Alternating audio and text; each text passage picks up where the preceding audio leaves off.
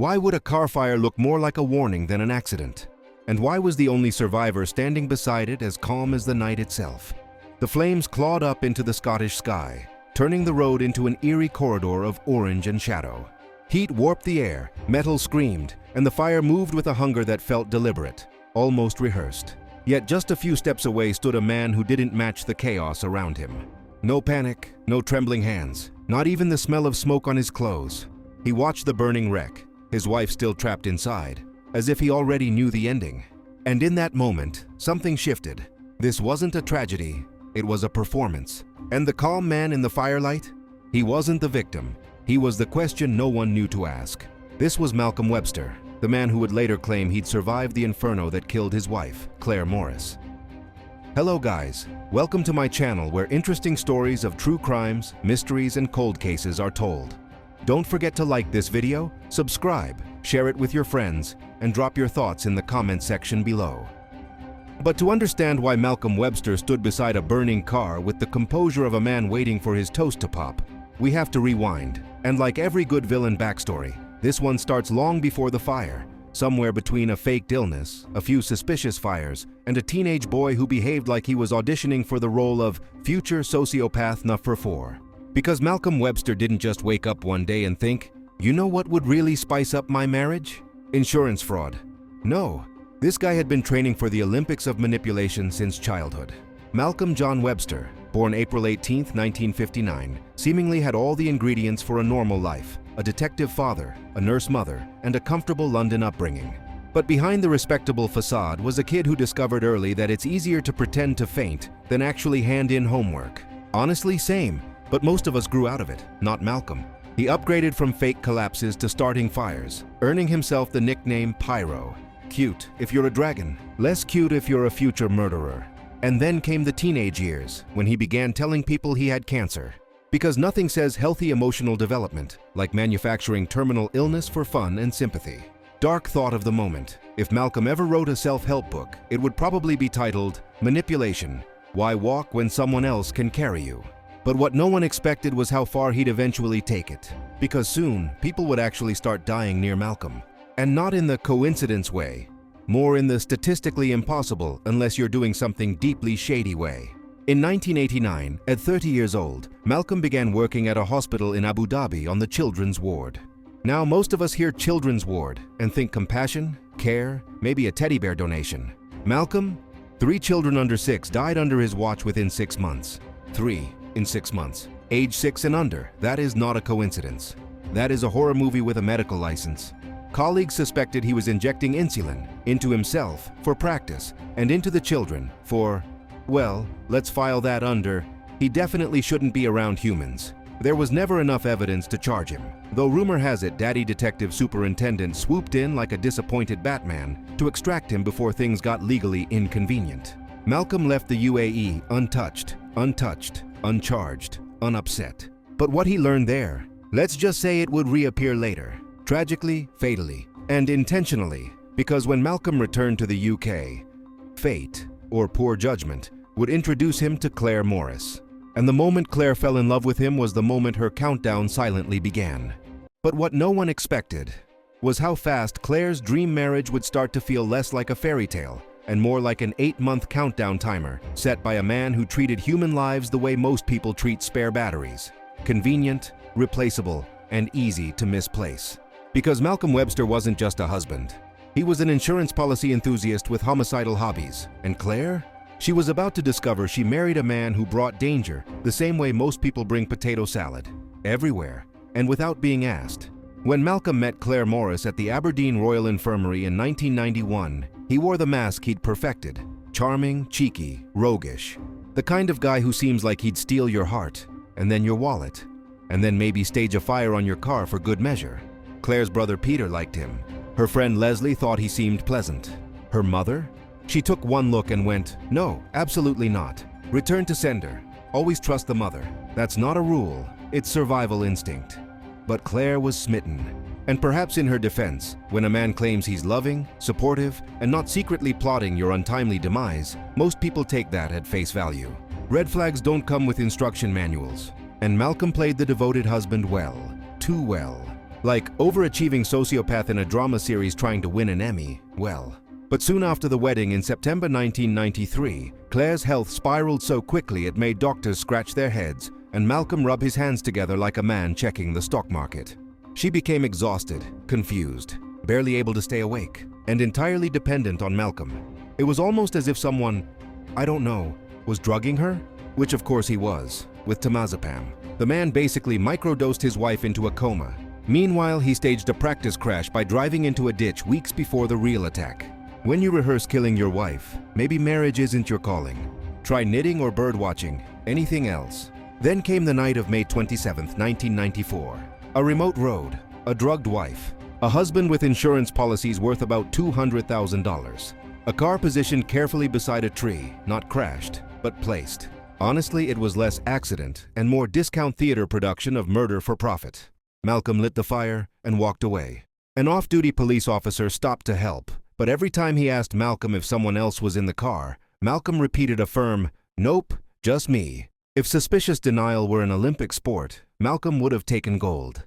The car exploded. Claire never woke up. Malcolm, of course, walked away completely fine. Vitals normal, injuries non-existent, and emotional expression set to perform faint sadness.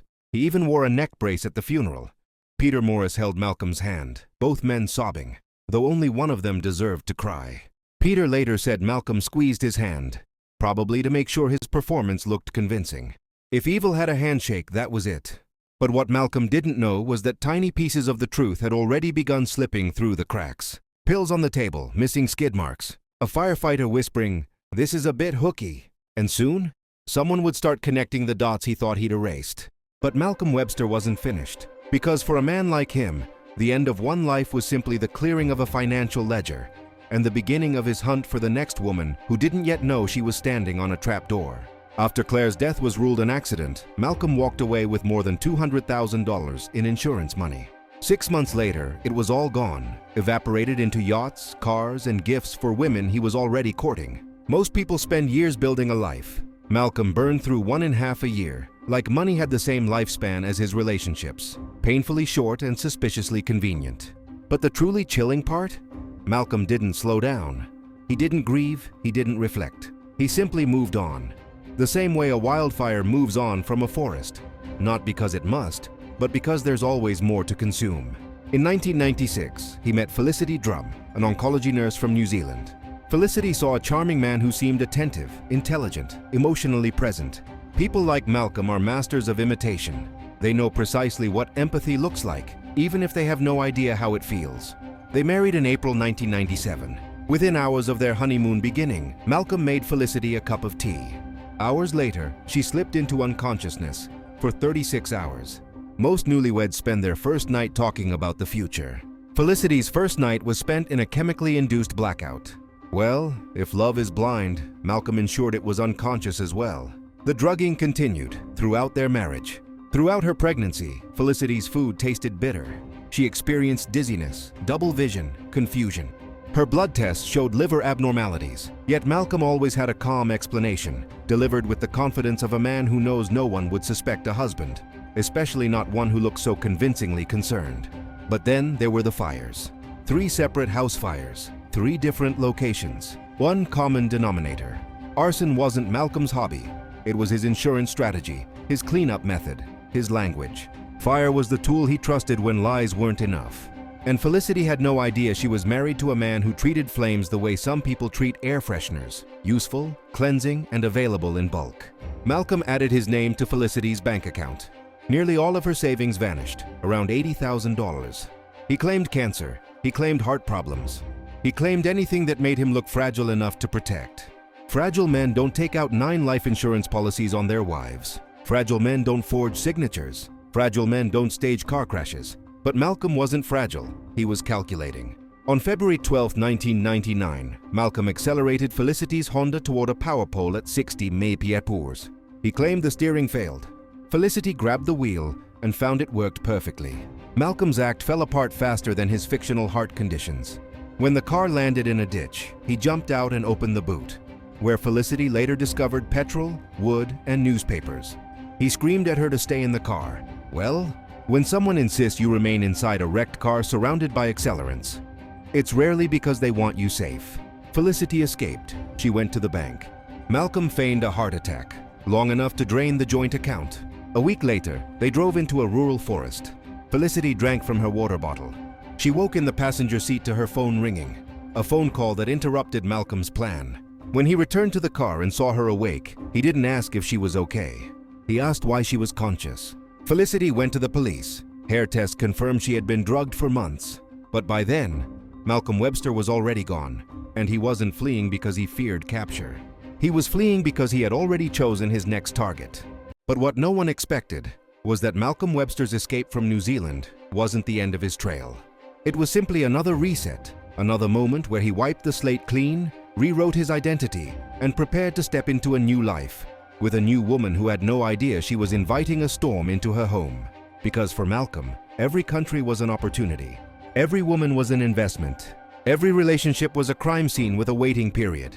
By mid-2000, Malcolm had fled New Zealand with nearly $390,000 of Felicity's savings, leaving her with just $12 in her account. That's not just theft. That's erasing someone financially, emotionally, and almost physically. Malcolm didn't just take from women, he hollowed them out. Arrest warrants were issued, international agencies were notified. But Malcolm moved freely, and while New Zealand begged Scottish police to arrest him, Malcolm did what he always did when things got inconvenient. He found another woman. In 2002, he met Christina Willis. She had money, stability, and, most dangerously, trust. He borrowed from her, never repaid, claimed cancer again, burned a computer hard drive in her garden, because nothing says innocent like incinerating your digital history. There's no proof he tried to kill Christina. But investigators suspect a darker reason. Malcolm found someone wealthier. For a man whose heart was always empty, his wallet had very specific needs. In 2005, Malcolm met Simone Banerjee, a respected NHS manager with independent wealth, property, and a yacht, the holy trinity of Malcolm's romantic interests. He told her he had terminal leukemia. He shaved his head to sell the lie. He persuaded her to change her will. When a man insists he's dying but keeps taking out insurance policies on you, it's usually not because he's worried about your future. They planned a transatlantic honeymoon sail, a perfect scenario for a tragic drowning. Police would later discover Simone's life jacket had been sabotaged. Not gently, definitely not accidentally. Everyone else's jackets were fine. Only hers was a death sentence disguised as safety. In 2006, Malcolm got sloppy. He embezzled $4,000 from a fishing club, and for once, it wasn't the murder attempts that put him on police radar. It was bad accounting. Detective Inspector Charles Henry took interest. And around the same time, fate intervened. Felicity's sister Jane Drum attended a police conference in Britain. She told officers about Felicity's accident. And when she learned Clare Morris had died in nearly the exact same circumstances, 2 car crashes, 5 years apart, 11,000 miles apart, but the same man behind the wheel, Jane demanded action, and action finally came. Operation Field launched, a massive international investigation. The key came from a tiny fragment of Clare's liver tissue preserved in wax since 1994. Scientists used an innovative dewaxing method never attempted before. The test revealed a 92.4% probability of temazepam in Clare's system. Clare had never been prescribed it. Malcolm had access. And science had finally caught up to a man who depended on the dead staying silent. The trial began in 2011, the longest single-accused trial in Scottish history. Witnesses from 6 countries testified. The FBI assisted. Malcolm sat in court emotionless, like a man inconvenienced by everyone else's insistence on the truth. On May 19, 2011, the jury deliberated for less than 4 hours. Guilty of murder, guilty of attempted murder, guilty of fraud, arson, theft, drugging, and attempted bigamy. A lifetime sentence, minimum 30 years, one of Scotland's harshest penalties. Even then, Malcolm showed no remorse. Sociopaths rarely do. Clare's family replaced her headstone, removing Malcolm's name forever. Felicity rebuilt her life. Simone survived because the police intervened in time. And Peter Morris, who once held Malcolm's hand in grief, not knowing it was the hand of his sister's killer, died in 2019 after fighting for justice nearly his entire life. Today, Malcolm Webster sits in HMP shots. He still claims he's innocent. He still tells inmates he expects to die in prison. He probably will. If you enjoyed this story, don't forget to like, subscribe, share it with your friends, and tell us what you learned in the comments below.